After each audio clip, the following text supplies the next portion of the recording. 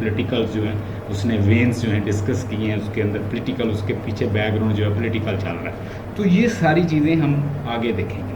Caroline age भी ये late part of Renaissance age में आती है। सो लेट्स सी, आज का जो हम प्ले डिस्कस करने जा रहे हैं ये है हैमलेट का प्ले, ठीक है। 5 एक्ट प्ले है और इस प्ले के अंदर एक इसका प्रोटैगनिस्ट है जो बड़ा एक तो वो एक थिंकर है, फिलासफर है, और उसके बाद एक पढ़ा लिखा शख्स है, और हर काम को करते हुए, जितने भी पढ़े लिखे लोग होते हैं ना, वो काम को करते हुए ब्रूडिंग करते हैं, कॉन्टेम्पलेशन करते हैं, सोचते रहते हैं, और thinking all the time, thinking in a way to take decision. So he is not taking decision properly, he has to take revenge of his father. His father been killed by his uncle, and the spirit of his father is coming again and again and agitating him, motivating him. You have to take revenge because I've been killed. I'm not naturally died. Somebody has killed me, and your uncle has killed me along with your mother. Your mother Gertrude and Claudius, they all together they have killed me. You have to take revenge.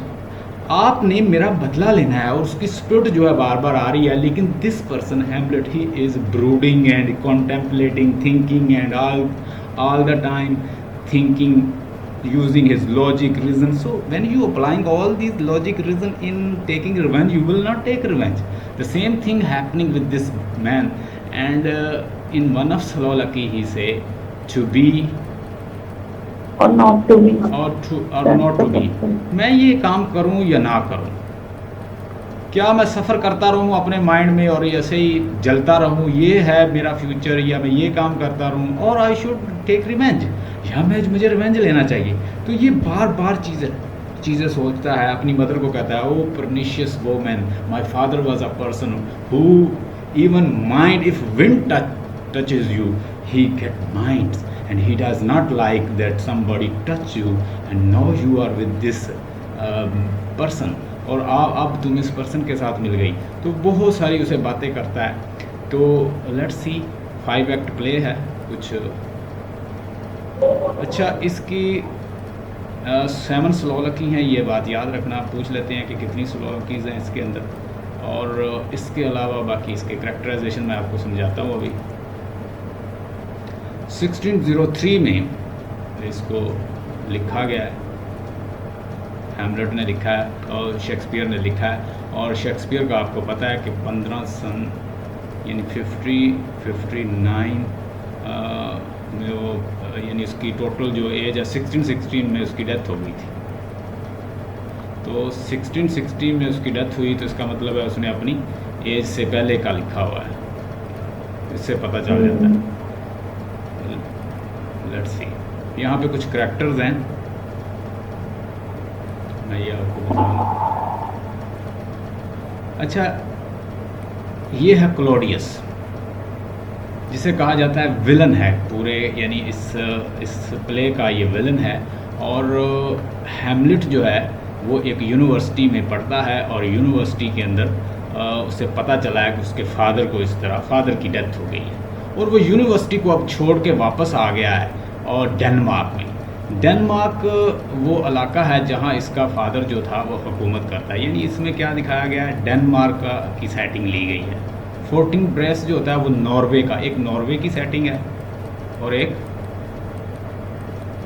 ये साथ ही एक इलाका है Norway जो है ये Scandinavian countries में आते हैं, डेनमार्क, नॉर्वे, फिनलैंड और इस तरह के जो इलाके हैं।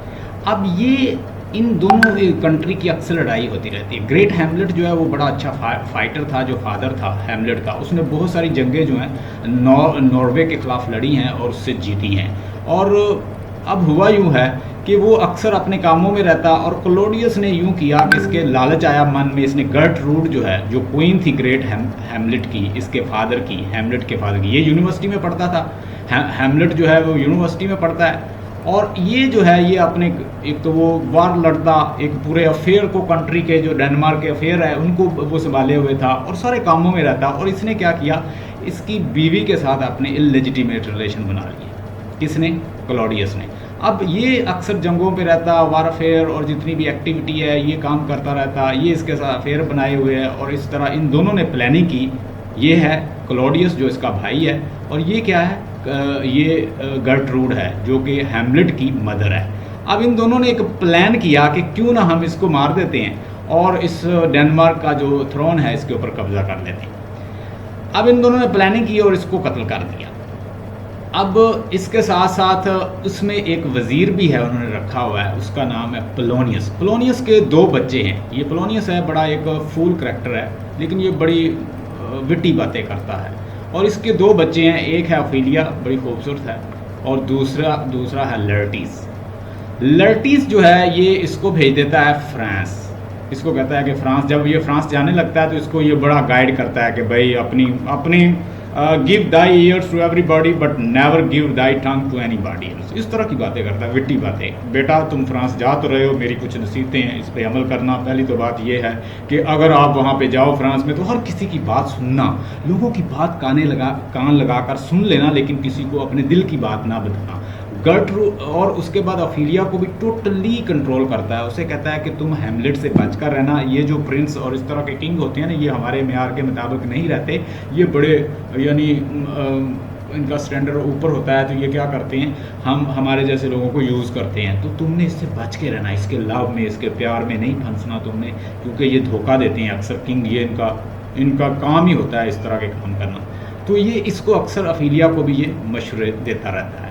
उसके अलावा इसके अंदर 2 और करैक्टर हैं, रोजनक्रेंटस और गिल्डस्टन। रोजनक्रेंटस और गिल्डस्टन जो हैं ये दोनों हैमलेट के चाइल्डहुड फ्रेंड हैं, ठीक है। और उसके अलावा एक इसके अंदर खोपड़ी का सीन आता है और उसको वो डिस्कस करता है कि उससे पूछता है, ग्रेव डिगर होता है, उससे पूछता है कि ये जो स्कल है किसकी है। तो वो स्कल के बारे में बताता है कि ये स्कल जो है किसी मुझे तो लगती है किसी एडवोकेट की। कहता फिर बड़े झूठ बोलता होगा ये अपने दौर में। तो इस तरह की एक तो ये सीन भी इसके अंदर आता है। होरेशियो जो है इसका बड़ा लॉयल फ्रेंड किसका, हैमलेट का, और ये अक्सर इकट्ठे रहते हैं। करैक्टर दोबारा फिर सुन लें, अगर करैक्टराइजेशन आ गई तो आपको कोई लाइन भी आ जाए तो आप समझ जाएंगे। पहली बात तो ये है कि ये क्लॉडियस है। क्लॉडियस जो है ये किसका, ये क्लॉडियस जो है ये भाई है ग्रेट हैमलेट का, जिसका गूस्ट आ रहा है, यानी हैमलेट के फादर का भाई है। दूसरी साइड पे ये क्वीन गर्टरूड है। गर्टरूड जो है इसकी वाइफ है, लेकिन इसने लेजिटिमेट रिलेशन बना ली है क्लॉडियस के साथ। क्लॉडियस ये जंगों पे रहता है और इसने बहुत सारी नॉर्वे के साथ बहुत सारी जंगें लड़ी हैं। वहाँ का जो किंग है फोर्टिन ब्रेस जो है उसके साथ बहुत सारी जंगें ये लड़ चुका है। अब वहाँ पे यंग उसका जो उधर भी जो आया हुआ है यंग फोर्टिन ब्रेस जो है वो फिर अपना बदला लेना चाहता है, क्योंकि वो बहुत सारी वार्स जो है वो हारा है ग्रेट हैमलेट से। वो भी ताक़ुब में रहता है, लेकिन क्लॉडियस जो है उसके साथ ऑफ एंड ऑन जो है वो लड़ता रहता है। अब मामला ये चल रहे हैं कि इस वक्त हमने जस्ट कैरेक्टराइजेशन पहले समझनी है। ये घूस्ट है जो अपीयर होता है जब बार बार हैमलेट को, ये क्लॉडियस है, ये जो है क्वीन गर्टरूड है, स्पेलिंग इसके देख लें, और ये है पोलोनियस। पोलोनियस कौन है, इसके 2 बच्चे हैं, एक ऑफिलिया और एक लर्टिस। लर्टिस को ये इधर फ्रांस भेज देता है ताकि वहाँ पे आला एजुकेशन हासिल करे, बहुत सारे काम है उसको, तो वो कहता है तुम उधर जाओ और तुमने उस मामला को वहाँ पे देखना है, और वहाँ पे एक बात याद रखना कि लोगों की सुन लेना लेकिन अपनी ना सुनाना। ऑफिलिया को कहता है कि तुम हैमलेट से मुहतात रहना, क्योंकि ये जो प्रिंस होते हैं ये हमेशा क्या करते हैं, यूज़ करते हैं और शादी नहीं करते। तो इसको वो अलर्ट कर रहा है। इधर इसके 2 दोस्त हैं हैमलेट के 2 दोस्त हैं, एक का नाम है रोजनक्रेंटस और एक का नाम है गिल्डस्टन, और ये इसके बचपन के साथी हैं, लेकिन ये मकार होते हैं।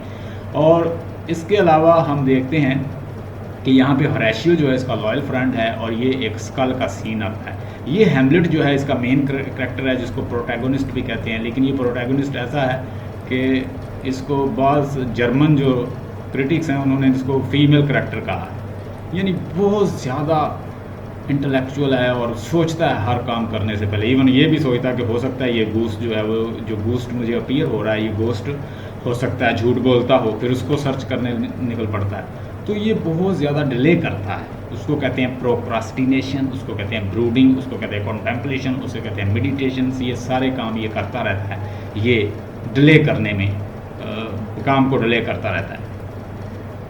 अब हम कुछ स्टोरी को ज़रा समझते हैं। हुआ यूँ है कि दो गार्ड्स हैं और वो रात का पहरा दे रहे हैं। उसमें से एक का नाम है मर्सिलस और दूसरे का नाम है नाम लिख लें, एक का नाम है मर्सिलस और एक का नाम है बर्नाडो। बर्नाडो और मर्सिलस जो हैं दोनों मतलब गार्ड हैं और ये दोनों पहरा दे रहे हैं।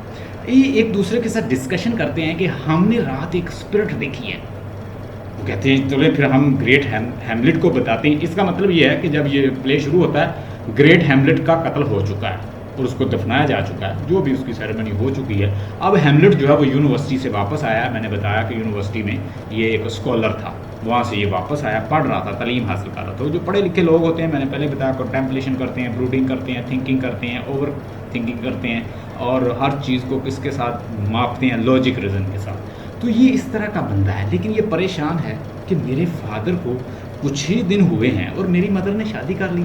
एक जानवर के साथ भी अगर दूसरे जानवर को बांधा हो, ये सारी बातें उसके अंदर ऐसे लिखी हैं। चूँकि ये काफ़ी बड़ा प्ले है और अच्छा खासा इस पर टाइम लगता है, अगर मैं बढ़ाने लगूँ तो इसमें 3 महीने तो इस पर लगे, लेकिन मैं आपको स्टोरी इसकी इस तरह बता दूंगा कि आपको ऐसे लगेगा जैसे मैंने पढ़ा हुआ है। यानी वो ये सोचता रहता है, कॉन्टेम्पलेट करता है, अगर एक जानवर को भी किसी दूसरे जानवर के साथ बांधा जाए तो उसके साथ वो मातम करता है कि यार मेरे साथ मेरा साथी जो है वो कहाँ है, वो उसके लिए रोता है, चीखता है, चिल्लाता है। तो ये किस तरह की औरत है कि अभी मेरे फादर को मरे कुछ ही दिन हुए हैं, इसने शादी कर ली, इतनी क्या जल्दी थी। He is just thinking, contemplating and one of the guard, ये मर्सिलस और बर्नाडो इससे डिस्कस करते हैं कि ग्रेट हैमलेट के प्रिंस हैमलेट हमने एक स्पिरिट देखी है। मुझे तो ऐसे ही लगा कि जैसे वो हमारे ग्रेट हैमलेट की स्पिरिट है, उसी तरह की उसने वो ज़िरा जो है पहनी हुई है, उसी तरह की वो उसने शील्ड पकड़ी हुई है और वो जो उसका एक रॉयल ड्रेस है उसने पहना हुआ है और वो अपीयर हुआ है और यहाँ रोज़ाना हमें यहाँ पे दिखाई देता है। वो कहता है अब दिखाई दे तो मुझे बताना। कहते ठीक है। अब इसी तरह ग्रेट हैम वो कहते हैं कि हम उसको फॉलो नहीं करते, वो हमें बुलाता भी है, लेकिन हम सेपरेट है, क्योंकि लोग उस वक्त ये जो विक्टोर एलिजाबेथन एरा है, इस एरा में लोग बड़ा सुपर नेचुरल एलिमेंट पे बड़ा बिलीव रखते थे। यानी वो नए नए रिलीजियस एज से निकल कर आए थे लोग, तो अभी भी उनके ऊपर इन्फ्लुएंस जो है वो सुपर नेचुरल एलिमेंट का मौजूद था। अब वो कहता है कि अब नज़र आए तो मुझे बताना, और जैसे ही वो दोबारा अपीयर होता है तो वो हैमलेट को बताते हैं, हैमलेट को रोकते हैं और हैमलेट जो है हरेशियो के साथ डिस्कस करता है। हरेशियो और हैमलेट दोनों अच्छे दोस्त हैं और ये दोनों कहते हैं कि हम उस स्पिरिट को देखेंगे। अब हरेशियो और हैमलेट जो हैं, जब दूसरी दफ़ा स्पिरिट आती है तो ये जहाँ पे वो गार्ड्स जो पहरा दे रहे होते हैं यानी गार्डिंग कर रहे होते हैं, उन गार्ड्स के पास चला जाता है और वो गार्ड्स और प्लस हरेशियो उसको पकड़ने की कोशिश करते हैं हैमलेट को कि रुक जाओ, यानी प्रिंस ये आपको ख़तरनाक भी हो सकता है। यानी डेवल्स जो हैं उस वक्त की जो स्पिरिट्स थी वो नुकसान भी पहुंचाती थी, तो ये कोई ईवल स्पिरिट भी हो सकती है, कोई डेवल हो सकता है, तुम्हें कहीं डिस्ट्रॉय ना कर दे, तुम्हें बर्न ना कर दे, तो you should be very careful. उसने कहा मेरे साथ कुछ भी हो, लेकिन I will follow him and I will ask why he is appearing in the form of my father and he follow and ultimately he come closer to that spirit and he talks to him. वो उससे बात करती है, spirit उससे बताती है कि मुझे नेचुरली मेरी मौत नेचुरली नहीं हुई, मुझे मारा गया है और मुझे ये दिखाया गया है कि मेरी मौत जो है वो स्नेक बाइटिंग से हुई, जबकि मुझे किल किया गया है, मुझे कत्ल किया गया है। तो prince Hamlet you are my successor, तुम मेरे बेटे हो, you have to take revenge, तुमने बदला लेना है अपने अंकल से, और इस साजिश के अंदर तुम्हारी मदर गटरूड भी मौजूद है। और मैं तुम्हें ये आगाह करता हूँ, तुमने हमेशा अपनी मदर की तरफ काइंड रहना है, उसके साथ तुमने कभी सख्ती नहीं करनी उसके साथ, क्योंकि उसको बहला लिया गया। वो एक अच्छी कोइन थी लेकिन उसको बहलाया गया है, तो तुमने अपनी मदर के साथ अच्छे रहना है, ये क्लोडियस से तुमने बदला लेना है। इस तरह हम देखते हैं कि हैमलेट जो है वो बड़ा परेशान रहता है, वो हर वक्त सोचता रहता है, अपनी स्लोलकी में चला जाता है। And what is soliloquy? Soliloquy mean when character is alone and he is talking to himself. जब कैरेक्टर एक अलोन होता है और कैरेक्टर सोचता है, अगर आप ड्रामा देखें तो एक कैरेक्टर बैठ जाता है और उसको ख्वाब आने शुरू हो जाते हैं, या उसके सामने एक प्ले उसके अंदर सीन चलने लग जाते हैं उसके माइंड के अंदर। जब वो ये सारी उसके माइंड के अंदर जो थॉट्स आ रही होती हैं, वो सारी थॉट को स्लोलकी कहते हैं। अब ये स्लोलकी में सोचता है कि क्या सच है, क्या झूठ है, क्या वो कोई इवल स्पिरिट तो नहीं जो मुझे बहका रही है, या कोई ये ओरिजिनल ये कोई ट्रूथ है, मुझे इसको आई मस्ट परस्यू हिम, मुझे इसको परस्यू करना चाहिए। अब ये हर वक्त परेशान रहता है। तो क्लोडियस ने इसके दो, क्लोडियस और गर्टरूड जो हैं वो दोनों एक दूसरे से बातचीत करते हैं। वो कहते हैं कि हैमलेट को है क्या, जब से यूनिवर्सिटी में आया ये परेशान रहता है। अब क्लोडियस क्योंकि उसने एक गुनाह किया तो उसे पता है कि कहीं हैमलेट को पता ना चल जाए। अब वो दोनों एक दूसरे के साथ बातचीत करते कहते कि उसके बचपन के दोस्तों को बुलाओ। उन दोनों का नाम क्या है, रोजनक्रैंटस और गिल्डस्टन। रोजनक्रैंटस और गिल्डस्टन को बुलाया जाए। रोजनक्रैंटस और गिल्डस्टन, गिल्डस्टन और रोजनक्रैंटस, इन दोनों को बुलाया जाए। इन दोनों से पूछते हैं कि क्या वाकया ही इसको कोई प्रॉब्लम है या वैसे ही ये ड्रामा कर रहा है। तो वो दोनों आके भी इसके डिस्कशन करते हैं, लेकिन वो नतीजा जो है कुछ नहीं निकलता, वो उनको कुछ नहीं बताता। वो कहते हैं चलें हम एक और तरीका अपनाते हैं। अब ये अपने जो इसका वज़ीर है पोलोनियस जो है हमेशा अपने आप को, पोलोनियस क्या समझता है कि वो बहुत ज़्यादा इंटेलिजेंट है और उससे मशवरा करता है कि मैं अपने वज़ीर से मशवरा करता हूँ। पोलोनियस से पूछता है, पोलोनियस माय लॉर्ड, कहता है कि पोलोनियस कहता है my lord I will tell you the truth, this prince he has got mad after my daughter. ये मेरी बेटी के पीछे पागल हो गया है, हर वक्त मेरी बेटी का सोचता रहता है, इस चीज़ ने इसको पागल कर दिया। ये देखें माय लॉर्ड, इसने बहुत सारे ख़त जो है मेरी बेटी को लिखे हैं, अफीलिया को, और उसमें ये अपनी मोहब्बत का इजहार कर चुका है। लेकिन मैंने अपनी बेटी से कहा है, अफीलिया से, कि हैमलेट से दूर रहना, क्योंकि ये जो बादशाह लोग होते हैं, ये जो किंग लोग होते हैं, ये जस्ट यूज़ करते हैं, लेकिन ये शादी नहीं करते, और हमें we should be very careful. तो मैंने अपनी बेटी को रोक दिया, तो इस वजह से अब वो इसको टाइम नहीं दे रही, तो उसकी मोहब्बत में ये पागल हो गया है। अब उससे तो ये उसको ये मशवरा, कहते हैं लेट्स चेक इट। क्लोडियस जो है वो ऐसे तो नहीं मानता, कहते हैं चलो चेक करते हैं। अब ये दोनों जो है मिल जाते हैं, ये अब चेक करने के लिए अफीलिया को इसके पास भेजते हैं। जब अफीलिया इसके पास जाती है तो वो पर्दे के पीछे यानी अपने आप को हाइड कर लेते हैं। जब ये दोनों डिस्कशन कर रहे होते हैं तो इसको पर्दे के पीछे ऐसे लगता है कि जैसे इसका कोई इसको परस्यू कर रहा है, जैसे इसको कोई स्पाई कर रहा है इसको। तो ये उसको भांप लेता है और उसको कहता है कि तुम्हें तो नन बन जाना चाहिए, तुम्हें तो ननरी अख्तियार कर लेनी चाहिए। उससे इस तरह की बातें कहता है कि क्लोडियस से कहता है, क्लोडियस कहता है यार तुम कैसी बातें कर रहे हो, तुम कहते हो वो इसके पीछे पागल हो गया। ये कहता है, वो कह रहा है कि हर औरत को नन बन जाना चाहिए, तुम्हें ननरी अख्तियार कर लेनी चाहिए। ये इसका मतलब है अफीलिया में इंटरेस्टेड नहीं है, यानी वो उसमें ऐसी बातें करता है कि वो उससे भी उसको नहीं भांप सकते कि असल में मसला क्या है। फिर वो एक दूसरे के साथ इस तरह परेशान रहता है। तो फिर वो सोचता है, हैमलेट ने अब सोचा है, हैमलेट चूँकि परेशान है, तो हम देखते हैं कि दूसरा जब एक्ट शुरू होता है तो उसके अंदर हैमलेट जो है एक प्लान की है, उसके पास एक प्लान है। लेकिन क्लोडियस जो है परेशान है, गर्टरूड परेशान है, सारे करैक्टर जो हैं इसके बारे में परेशान है। लेकिन ये प्लान कर रहा है कि वो प्ले के अंदर एक और प्ले, जैसे वो चलाने वाला मामला होता है, वो एक प्ले करता है। माउस ट्रैप जो है प्ले उसको नाम देता है।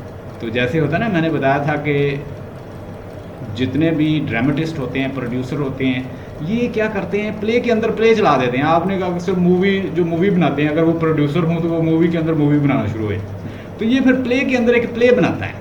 शेक्सपियर एक शो करता है कि जैसे हैमलेट जो है वो अब प्ले के अंदर प्ले बना रहा है, कैसे उसने एक माउस ट्रैप का प्ले कंडक्ट किया और उसमें वो बहुत सारे करैक्टर को हायर किया उसने। वैसे ही वो क्वीन को ऐसे, यानी वो बादशाह को ऐसे लटाते हैं और उसमें उसको द मर्डर ऑफ गोंजालो को इस तरह का नाम देता है उसको।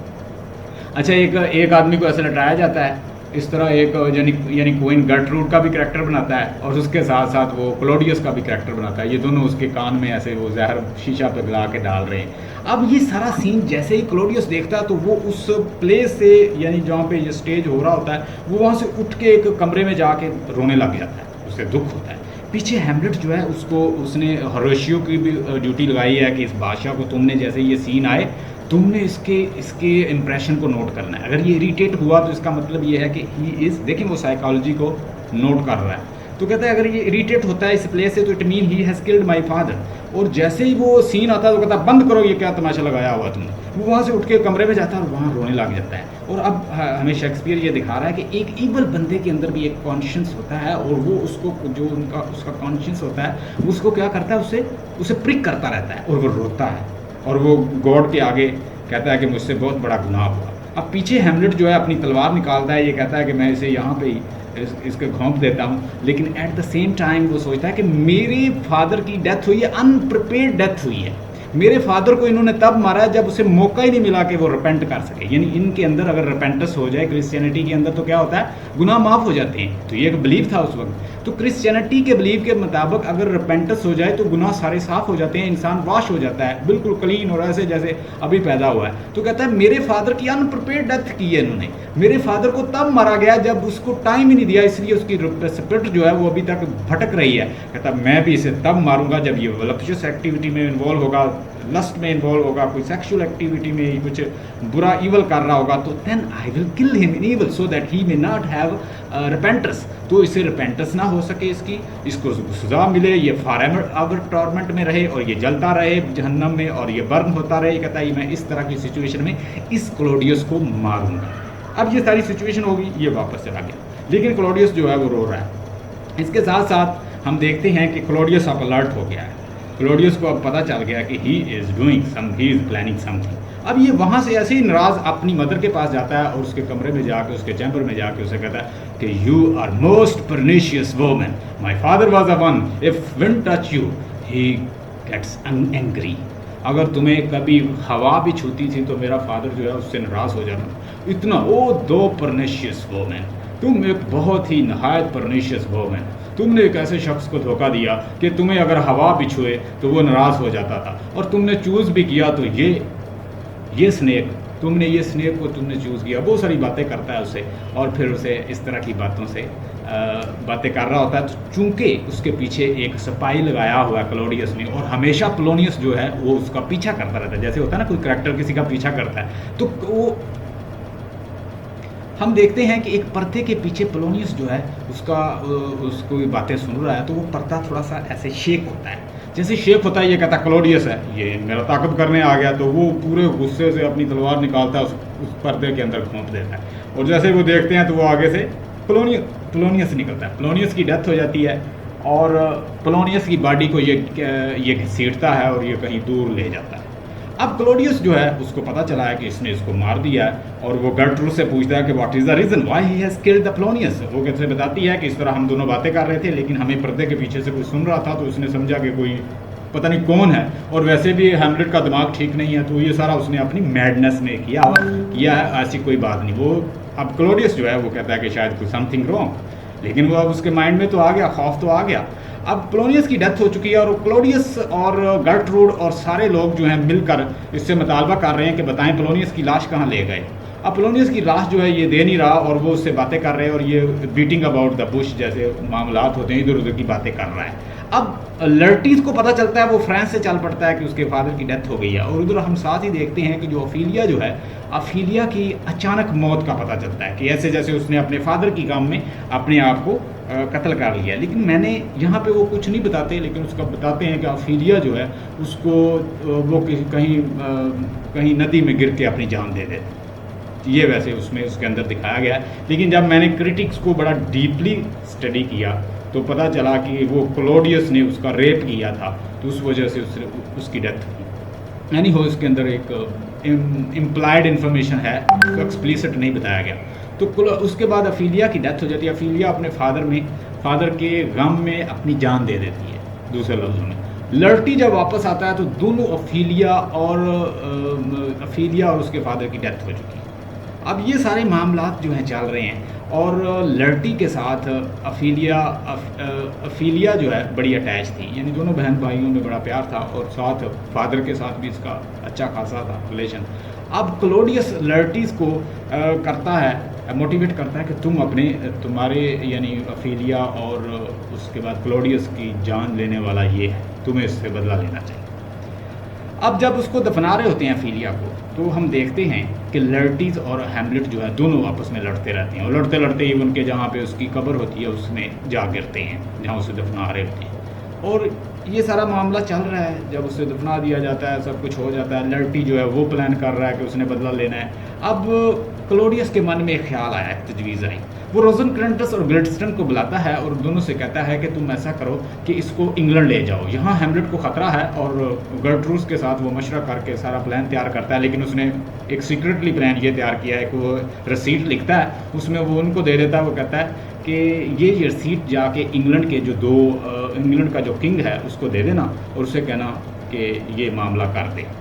अब उस पर्ची के ऊपर, उस रसीट के ऊपर लिखा हुआ है कि जैसे ही हैमलेट वहाँ पे पहुँचे इसको वहाँ कत्ल कर देना।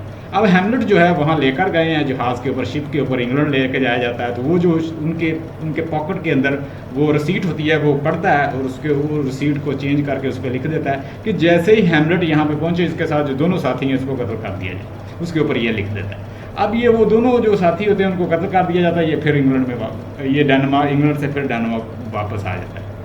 जैसे वापस आ जाता है क्लोडियस फिर परेशान हो जाता है। क्लोडियस अब इससे तलाश करने के लिए, यानी इससे बचने के लिए कोई ना कोई प्लान तलाश कर रहा है। क्लोडियस ये प्लान करता है कि क्यों ना लर्टिस ने, जिसने बदला भी लेना है, उसकी सिस्टर की डेथ हुई है, उसके फादर की डेथ हुई है, वो कहता है कि इन दोनों के दरमियान ड्यूल करवा दी जाए। ड्यूल का मतलब होता है कि दो जो फाइटर हैं वो आपस में लड़ते हैं और उस फाइटिंग के दौरान यानी आप एक दूसरे को जितना चाहे नुकसान पहुंचा सकते हैं। यानी आप दो लड़ेंगे और उसके अलावा कोई तीसरा आपके दरमियान नहीं आएगा। अब ये प्लान करता है कि दोनों लर्टिस और इन दोनों के दरमियान एक फाइटिंग करवा दी जाए। तो फाइटिंग किस तरह की थी कि दो, अब लर्टिस जो है और हैमलेट के दरमियान एक ड्यूल होगी। हैमलेट और लर्टिस जो है आपस में लड़ेंगे और इसको यानी बूस्ट कर रहा है या इसको आगे बढ़ा रहा है क्लोडियस पीछे। क्लोडियस इसको आगे बढ़ा रहा है इसको कि तुमने इससे बदला लेना है। अब ये दोनों की एक वार जो है वो दोनों के दरमियान एक जंग होगी और दोनों जो हैं तलवार से लड़ेंगे। लर्टिस की तलवार को जहर लगवा दिया जाता है कि जैसे ही ये हैमलेट के साथ लड़े तो हैमलेट को वो किसी तरह जख्मी करे तो हैमलेट बच ना सके। अगर ये लर्टी की तलवार से बच भी जाता है हैमलेट, तो उसने इसके लिए एक और प्लान तैयार किया क्योंकि उसे अब खतरा है, उसने अपने आप को बचाना है। उसने कहा कि अगर ये लर्टिस की तलवार से बच गया तो उसने एक और प्लान तैयार किया। उसने कहा कि हैमलेट अगर लर्टिस की तलवार से बच गया तो क्लोडियस ने यह कहा कि वो क्या करेगा, उसने एक जहर जो है वो तैयार किया, एक स्पेशल एक ड्रिंक बनवाया और जैसे ये लड़कर थक के आते हैं तो ये आगे पेश किया जाए। जैसे ये थक कर आए हैमलेट अगर बच जाए लर्टी से तो इसको फ़ौरन ये जहर पिला दिया जाए। गर्टरूड जो है उसको पता चलता है कि इस तरह का मामला है तो वो दौड़ी हुई आती है। वो जो जहर का प्याला होता है यानी जो मशरूब बना हुआ है वो उसको गर्टरूड पी जाती है। गर्टरूड इसको इसलिए पी जाती है ताकि उसके बेटा बच जाए। तो अब ये दोनों जो है आपस में लड़ते हैं और लर्टीज जो है उसकी तलवार को जहर लगा हुआ है और अब ये इसको मतलब वुंडेड कर चुका है। लेकिन साथ ही ये क्या करता है कि वो तलवार अल्टीमेटली लर्टी से छीन लेता है और इस तलवार के ज़रिए ये लर्टीज़ को बुरी तरह ज़ख्मी कर देता है। और इसे जब पता चलता है, जब वो जहर का प्याला उसकी मदर पीती है तो उसकी जब डेथ होती है तो कहता है कि मैं तो वाउंडेड हो चुका हूँ। और लर्टी बोलता है कि बचोगे तुम भी नहीं क्योंकि इस तलवार को जिससे मैंने तुम्हें ज़ख्मी किया इसको जहर लगा हुआ है। तो यही तलवार जो है ये क्लोडियस के सीने में घोंप देता है। अब इसमें कितने लोग मार चुके हैं? क्लोडियस की डेथ होगी, अफीलिया की डेथ होगी, पोलोनियस की डेथ होगी, क्लोडियस की डेथ होगी और ये बड़ा एक ट्रेजिडी का समा बन जाता है। और ऊपर से फोर्टिन ब्रेस जो है वो नॉर्वे पे हमला करते हुए आता है और जब ये मर रहा होता है हैमलेट ये होरेशियो को कहता है कि हमारी ट्रू स्टोरी जो है वो ज़रूर बताना फोर्टिन ब्रेस को, ताकि ये लोगों को पता चल सके कि हुआ क्या था। वो फोर्टिन ब्रेस को सारी दास्तान बताता है, जो यंग फोर्टिन ब्रेस जो नॉर्वे से हमला करके जीतना चाहता है इसको। तो जब वो वापस आता है तो वो बड़े एक इज़्ज़त के साथ हैमलेट की बॉडी को दफनाया जाता है और उसे बड़ा एक ट्रिब्यूट दिया जाता है और बिगल्स वगैरह बजाई जाती हैं, बिगल वगैरह बजाई जाती है और उसे एक ट्रिब्यूट के साथ उसको दफन किया जाता है और उसकी स्टोरी को स्पेशल बताया जाता है लोगों को, ट्रू स्टोरी के हुआ क्या था। होरेशियो को वो सारे मामला समझाता है कि होरेशियो मेरे बाद तुम इस मुल्क, इस कंट्री की हिफाजत करोगे और ये इस पे ये जो मतलब हैमलेट की स्टोरी है जो एंड होती है और फोर्टिन ब्रेस जो है उस पर फिर उसकी हुकूमत हो जाती है। So let's start our next topic. अब नेक्स्ट टॉपिक देखते हैं। ये पूरी स्टोरी आपने सुन ली, इंशाल्लाह इसमें से कोई लाइन आ जाएगी तो बड़ी बड़ी हद तक आप इसको डील कर लेंगे। ये कुछ करैक्टर हैं। Let's see Jacobean period. Let's see Shakespeare work and Shakespeare tragedies, Shakespeare comedy, Shakespeare romances. Let's see it. अच्छा, ये शेक्सपियर एक ऐसा राइटर है। शेक्सपियर ने कॉमेडी लिखी है, ट्रेजेडी लिखी है, हिस्ट्री लिखी है, रोमांसेस लिखी हैं। शेक्सपियर के जो कॉमेडी है उसमें फीमेल जो है वो डोमिनेट करती है। मिसाल के तौर पर पोर्शिया है। अब पोर्शिया में एक अगर आप देखें मर्चेंट ऑफ वीनस देखें तो उसमें जो मेन करैक्टर है वो है पोर्शिया। कौन है? पोर्शिया बड़ी खूबसूरत लड़की है और वेनिस सिटी की सेटिंग दिखाई गई है। अब पोर्शिया नामी एक लड़की है, वहाँ पे रहता है एक जू रहता है, उसका नाम है शाइलॉक। क्या नाम है? शाइलॉक। शाइलॉक एक जू है और ये लोगों को बड़ा सूद के ऊपर कर्जे देता है और बहुत अमीर हो चुका है। दूसरी साइड पे है बिसेनो। बिसेनो जो है इसको पैसों की ज़रूरत है और ये लोगों की फ्री में हेल्प कर देता था, शाइलॉक पैसे लेता था, यानी सूद, डबल सूद लेता था। मैं जस्ट आपको एक कॉमेडी सुनाने लगा हूँ ताकि थोड़ा सा अंदाज़ा हो जाए। अब बिसेनो जो है, बिसेनो को ज़रूरत पड़ जाती है पैसों की। ये रिक्वेस्ट करता है शाइलॉक से कि यार मुझे पैसे चाहिए। वो कहता है कि मैं तुम्हें पैसे नहीं दे सकता। कहता है यार मेरा बहुत नुकसान हो जाएगा, मुझे पैसे चाहिए। तो कहता है हाँ तुम्हें एक, क्योंकि वो बदला लेना चाहता था, ये लोगों की फ्री लोगों की मदद करता था और ये जू था। जू हमेशा लालची होते हैं, यहूदी था। अब ये लोगों से हैवी सूद लेता था। अब इससे बदला लेने के लिए कहता है मैं तुम्हें पैसे